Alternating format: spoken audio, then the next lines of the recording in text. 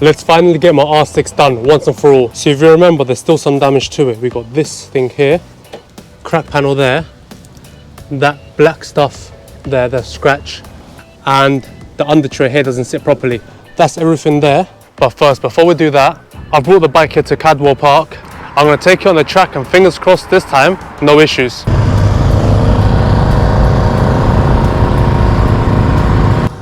Mechanically, I think the bike's all ready. Cosmetically, we'll do that later. But first, let's go over the bike. Looking nice.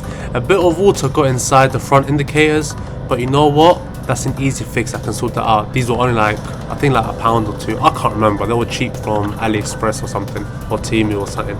But yeah, a little bit of water comes out. Now, let's go and get the bike ready. So here we go, 2 sighting laps on the track. I've never been here before, so it's a good chance for me to see what it's like. And then we get to give this bike a nice, good ride on the track. Hopefully, all the stuff I've done to the bike works well.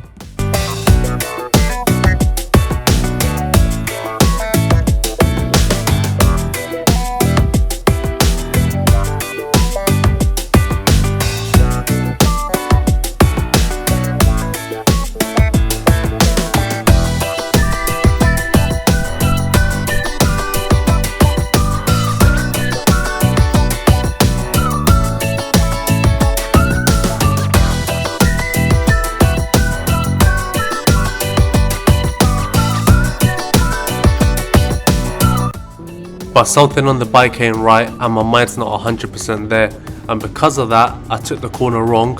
This happens, small little thing, but you know what, come off, get back on and continue. It's only a little fall.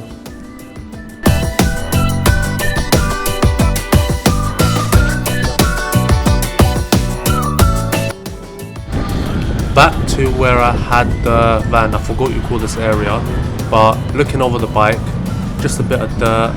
The lever, not the lever, the brake lever guard bolt snapped off, so I just put a new one on. Someone here on the, he was also racing, gave me a bolt and some tools and stuff to sort it out. But that's it, that's literally it. Bike's now ready. Chicken strips, the back I've got like what, 2 mil ish, so I'm getting there. This is probably like my 4th or 5th time on the track. The front, no matter how much I try, I can never get them fully off the front, but you know what, I'll keep trying, innit? I'll keep trying.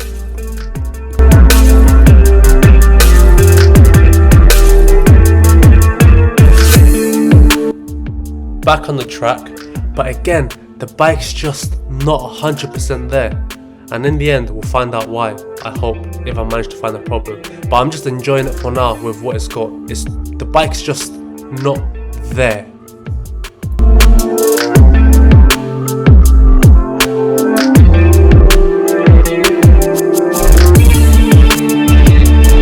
So I'm going to fit second-hand parts just because I want to have it all looking original, and I'm also going to get rid of the crash ends just because I don't like the look of them. So new panels there, it was only £20, £20, £100, can't remember how much that was, and also the things here.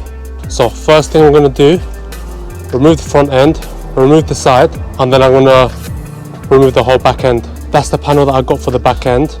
It was a brand new one that I got from an auction site from Japan. It was the only one I could find, and I think it's the last one, to be honest. I couldn't find anything else anyway.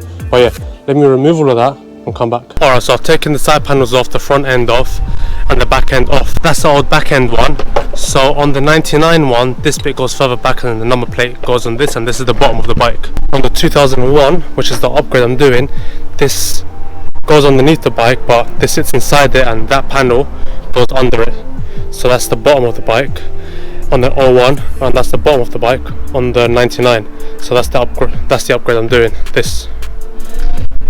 So I just got to swap over all the little nuts onto this, put that on, and done.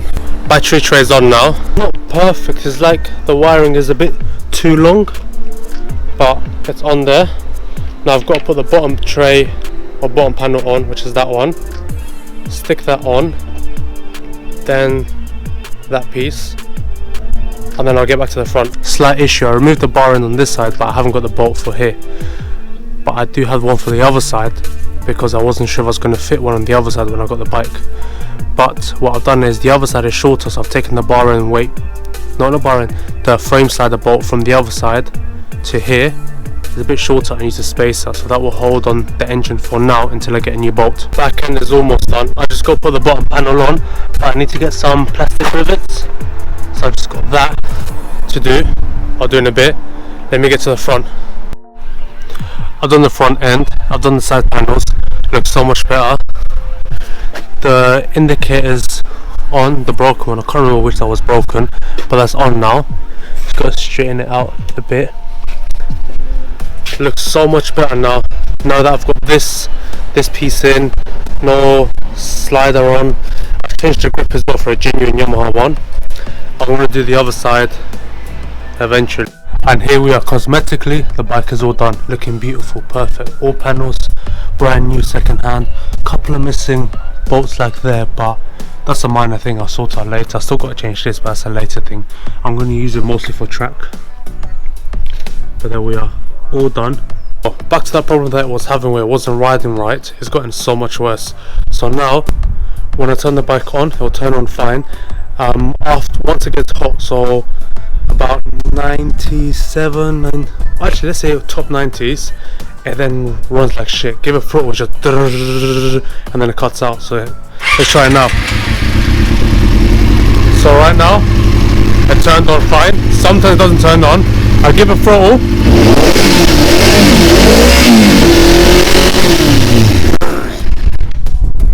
Alright, I wasn't doing it there, but it's like I give it, it goes and then it cuts out, but only when it's hot. So maybe because I've had it off for a few minutes, it's cooled down a bit. I've got to sort that out.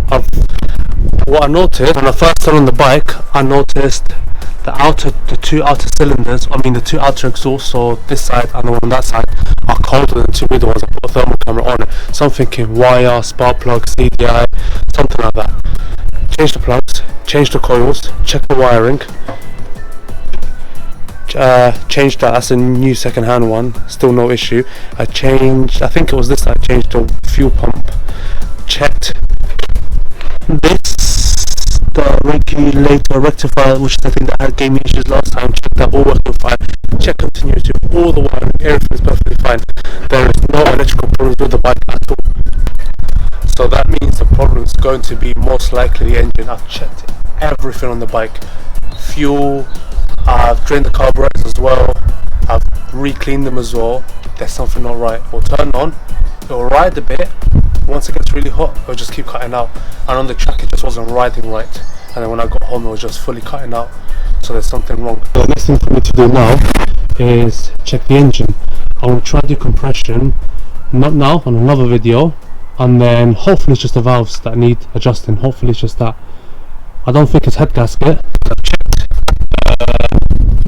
where the coolant goes, there's no oil in there, and I've checked cap and there's no moisture. Oh, that is too tight. Yeah, that is too tight. There's no moisture in there. I've taken the dipstick out, no moisture in there, it's all coming out perfect. So I'm hoping it's just the valves, because it only does it when it's really, really hot. So next time we'll be checking the engine. So that's it. Hit that subscribe button, hit that like button, and I'll catch you next time when we find out what's wrong with the bike. Hopefully it's nothing major, but I'll see you next time.